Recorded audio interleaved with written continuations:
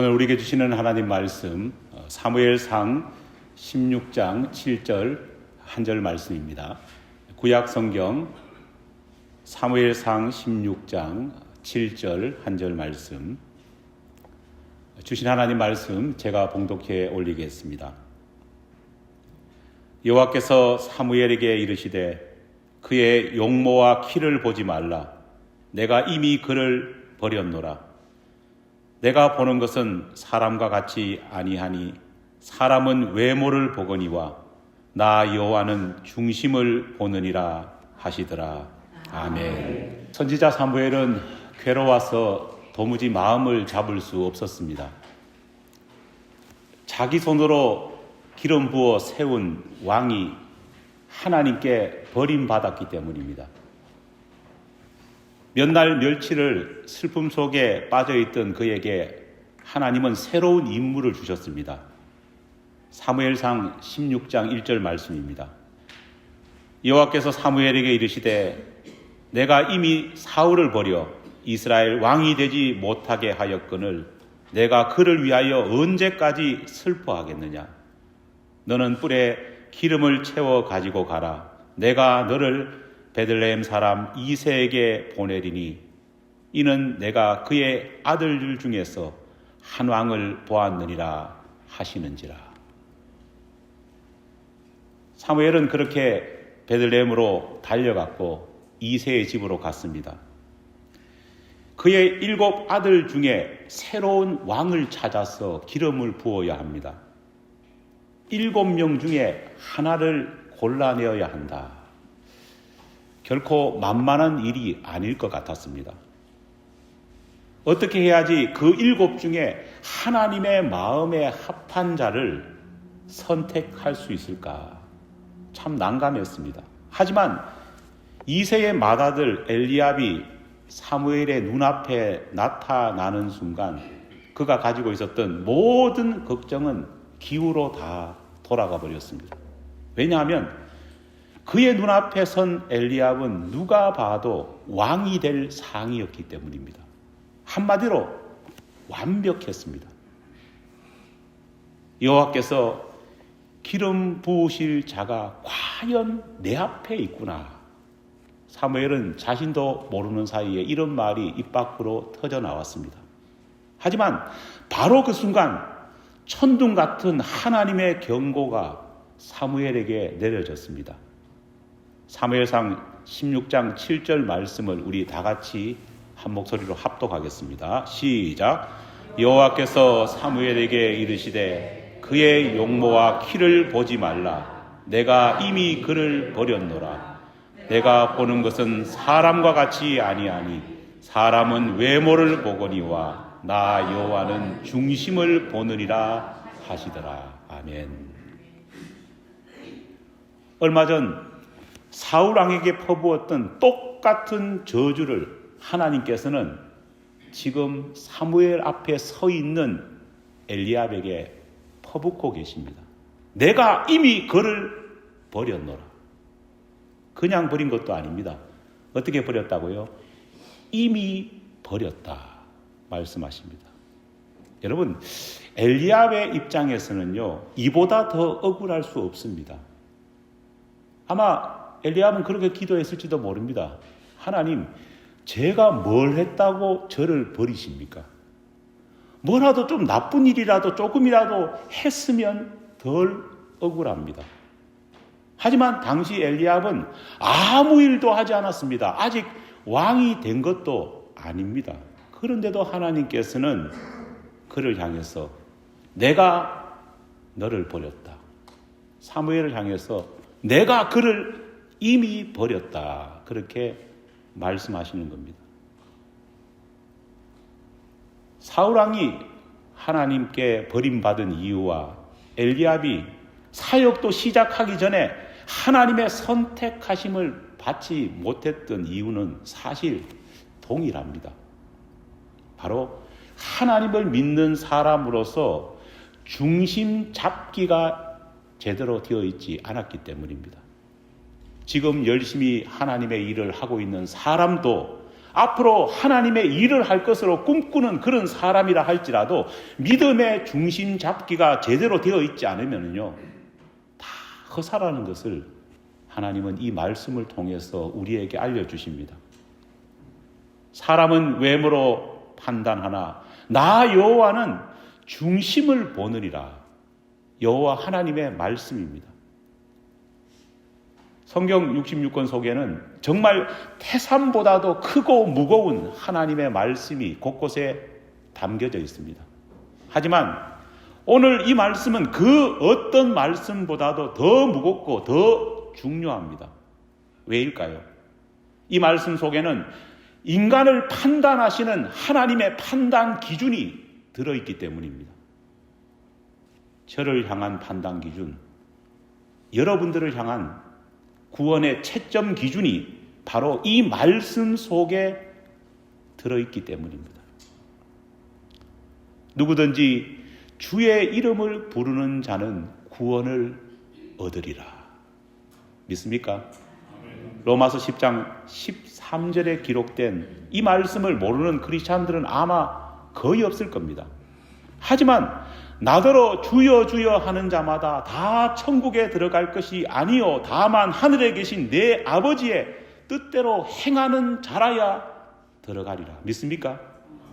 마태복음 7장 21절 말씀도 있습니다.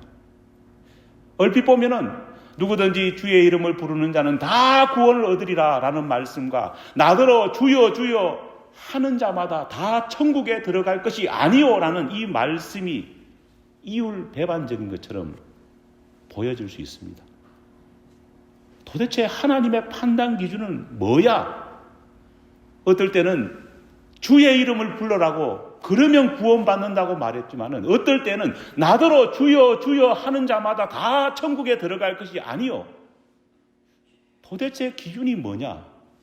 의문을 품는 사람이 있을지도 모르겠습니다.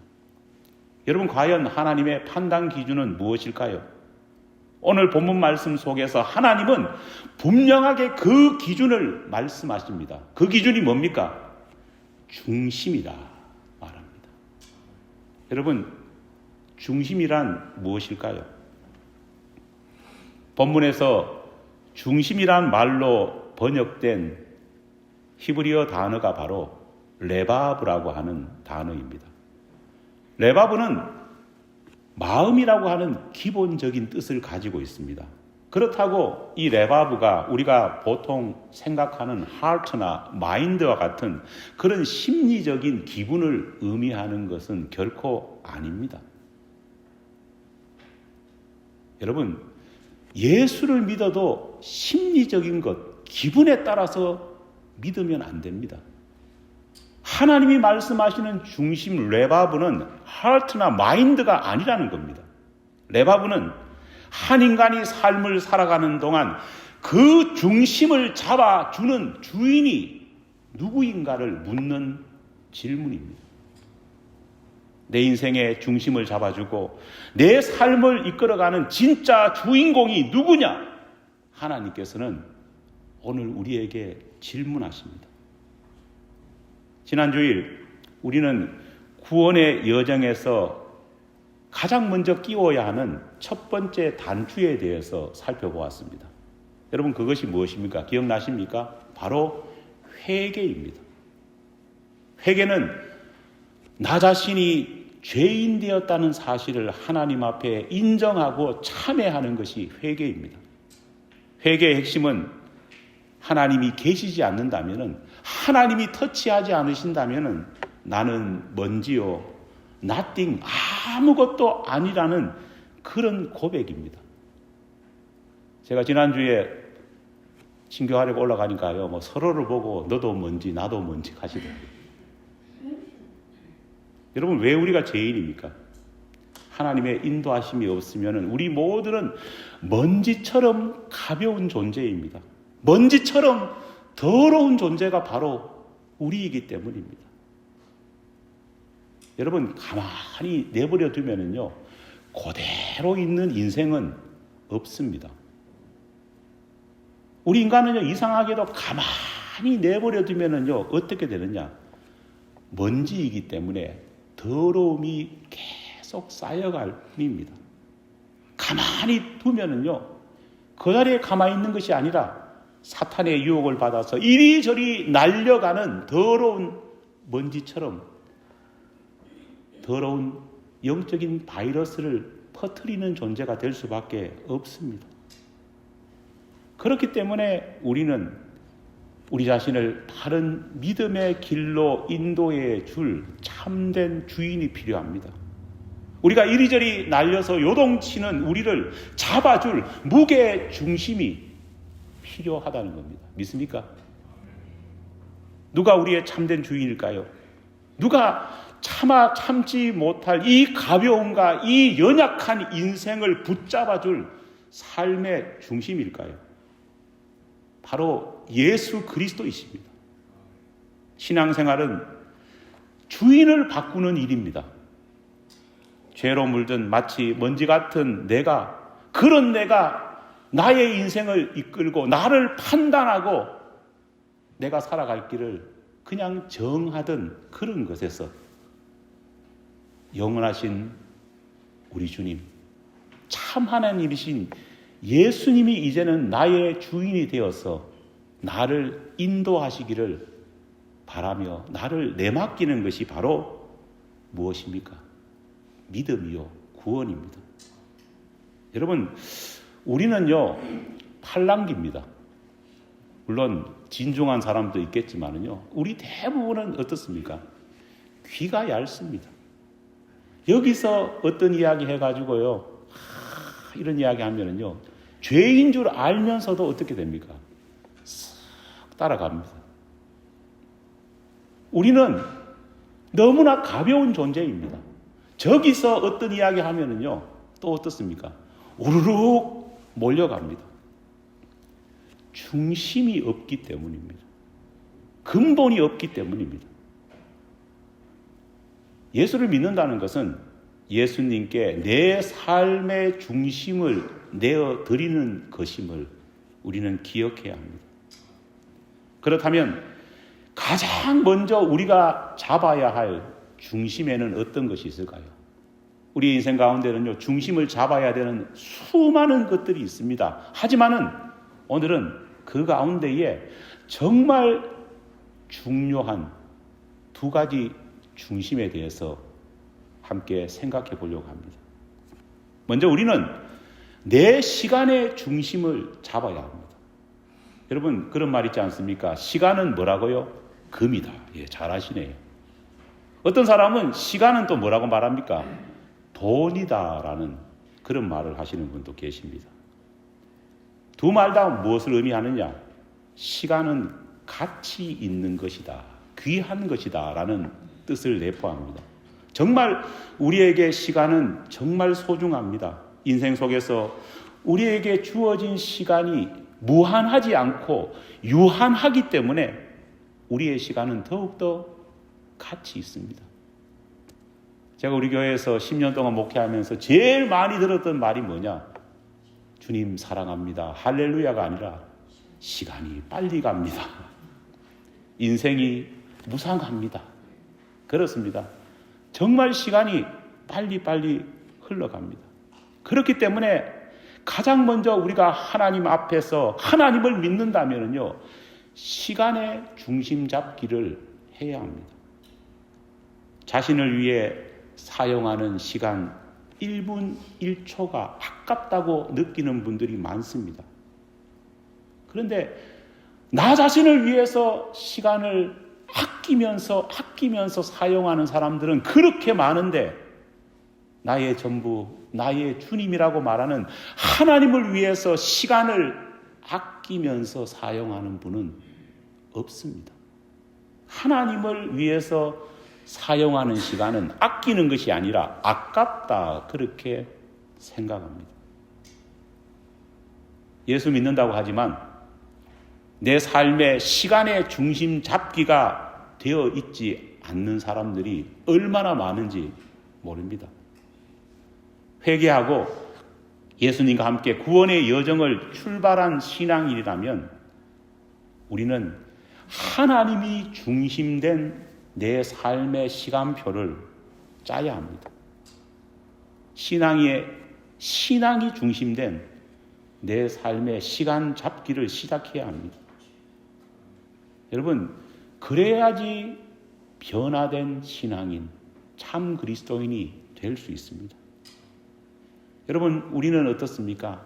참 관리를 많이 합니다. 요즘에 한국의 여러 가지 유튜브나 또 신문 같은 데 보면은요, 제일 많이 나오는 단어 중에 하나가 관리라는 단어입니다. 우리는 돈 관리를 합니다. 그렇죠? 돈 관리. 우리는 또 무슨 관리합니까? 몸 관리를 합니다. 우리는 또 뭘 합니까? 이미지 관리를 합니다. 제대로 된 신앙인이라면요, 우리는 시간 관리도 해야 합니다.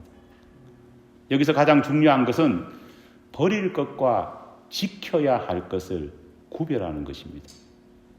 여러분, 신앙은 버릴 것과 지켜야 할 것을 구분하는 데부터 시작됩니다. 여러분, 11조라든지 헌금이라든지 우리의 시간적인 헌신이라든지 이 모든 것은요, 어떻게 이루어지느냐?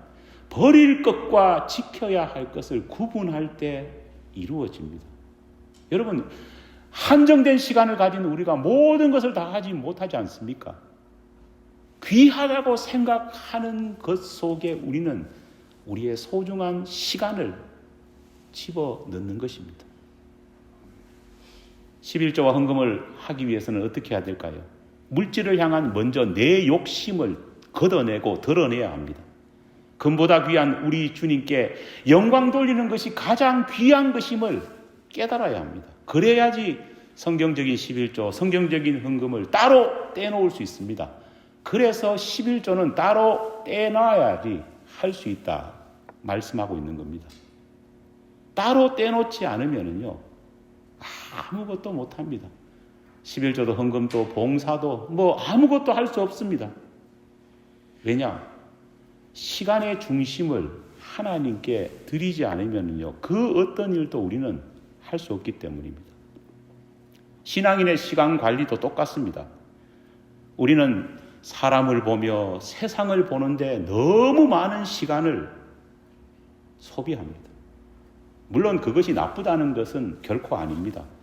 우리가 세상 살면서 사람을 보고 세상을 보는 일도 해야 합니다. 하지만 우리가 기억해야 될 것은요, 그것만을 위해서 하나님을 위한 나의 시간을 따로 떼놓지 못한다면요, 그것은 우리의 중심이 잘못 박힌 것입니다. 그렇기 때문에 신앙생활을 깊게 하는 사람들은요, 항상 인생의 시간표를 하나님 중심으로 날마다 다시 짜는 겁니다. 여러분, 목사라고 해서, 장로라고 해서, 집사 권사라고 해서 하루라도 인생의 믿음의 시간표를 다시 짜지 않으면요, 가다 보면 어떻게 됩니까? 사람을 보며 세상을 보는 그런 삶을 살게 됩니다. 신데렐라를 아니면서 드라마를 보면서요, 거기에 모든 시간을 다 써버립니다. 쇼핑하면서 다 써버리고요, 자기 원하는 것처럼 해서 다 써버리게 되는 겁니다. 나빠서 그런 것이 아니라 우리의 본성이 그렇습니다. 그래서 우리는 결코 하나님을 위한 시간을 만들 수 없습니다. 의지적으로, 믿음으로 시간표를 다시 짜야 합니다.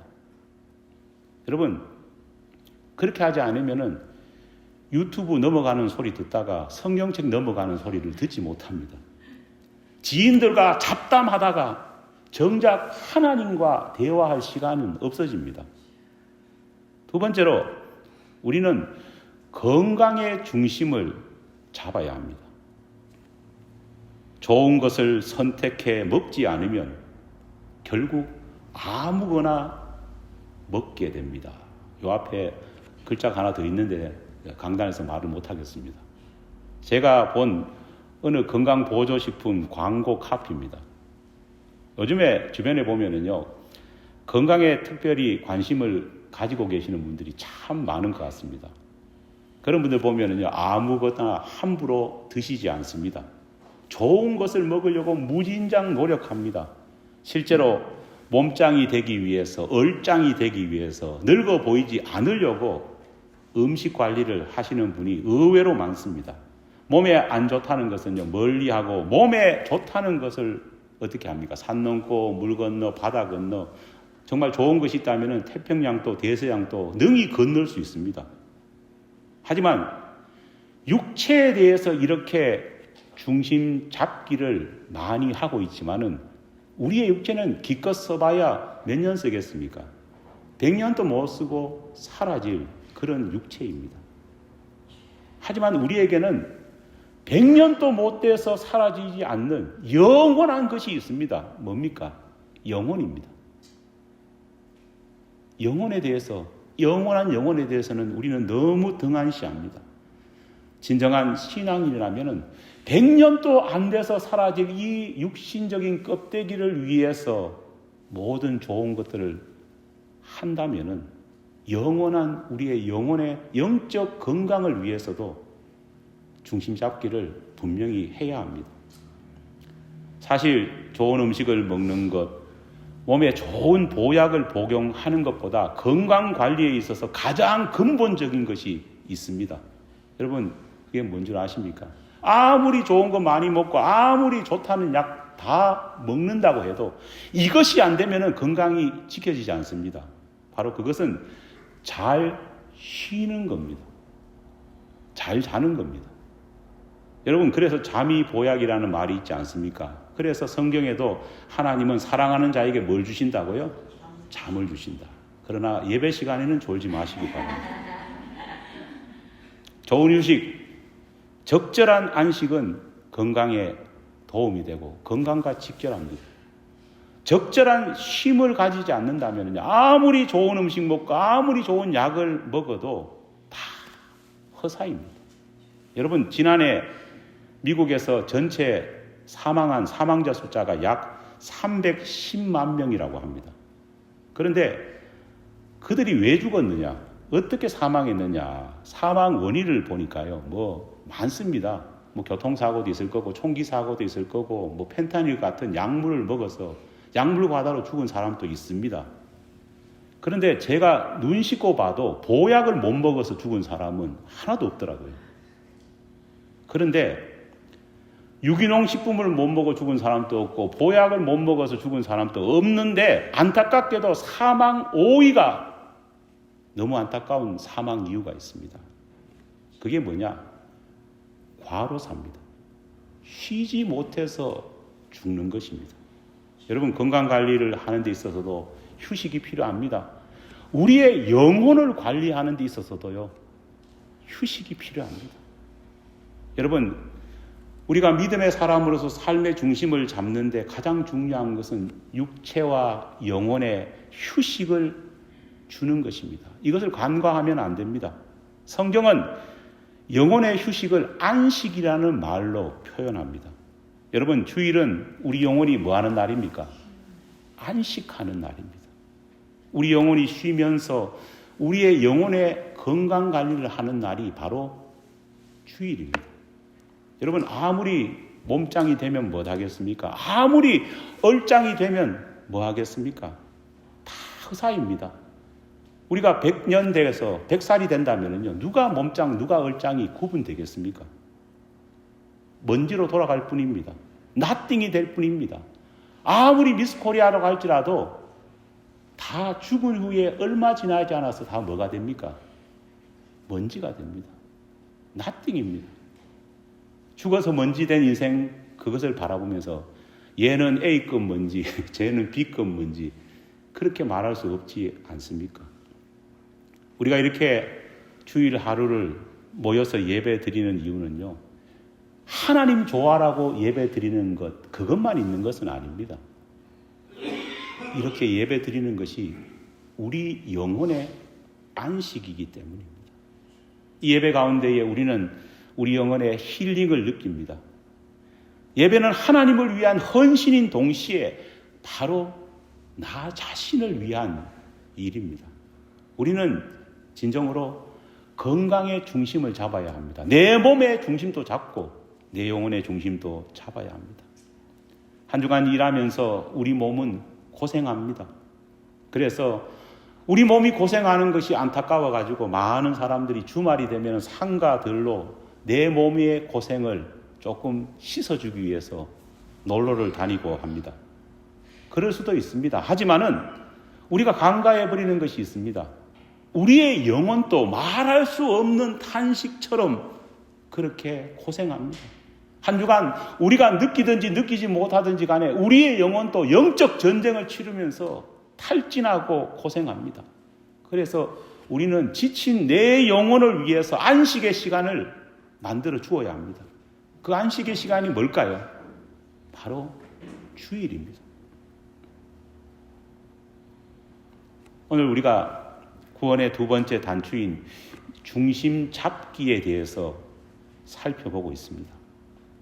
여러분, 두 가지만 살펴봤지만은 우리에게는 중심 잡아야 될 것이 많지 않습니까? 크리스찬으로서 우리는 내 가정의 중심도 잡아야 되고, 사업을 하시는 분이 계시다면은 내 사업체의 중심도 하나님 안에서 잡아야 합니다. 믿음 생활은요, 나의 삶의 모든 부분 하나하나에 중심을 잡는 것입니다. 내 주인을 예수님으로, 내 삶의 무게중심을 하나님으로 잡는 것이야말로 진정한 구원의 시작이요, 진정한 믿음의 사람의 삶의 시작입니다. 여러분, 중심을 잘 잡아야 넘어지지 않습니다. 우리 여기 어르신들도 계시지만은요, 요즘 많이 넘어지잖아요. 제가 어근 장로님 댁에 가보면은요, 너무 자주 넘어지신다고 해가지고 제가 너무 안타깝습니다. 왜 넘어지느냐? 중심을 못 잡기 때문에 넘어집니다. 여러분, 왜 신앙생활 하면서 시험에 드시는 줄 아십니까? 왜 다른 사람은 해피하게 신앙생활 하는데 나는 왜 이런가? 왜 자꾸 시험에 넘어지고 쓰러지는가? 중심 잡기를 제대로 하고 있지 못하기 때문입니다. 믿음의 중심을 단단히 붙잡을 수 있어야 하는 것입니다. 신앙은 주인 바꾸기입니다. 믿음은 삶의 모든 영역에서 믿음으로 중심을 바로 잡는 것입니다. 꼭 잊지 말고 다가오는 한 주간 내내 우리가 함께 이것 한번 실천해 봤으면 좋겠습니다. 나의 삶의 모든 영역 속에서 내가 믿음으로 제대로 중심 잡기를 하고 있느냐 돌아보며 정말 구원의 둘째 단추인 믿음의 중심 잡기를 온전히 실천하는 한 주간이 되기를 간절히 축원합니다.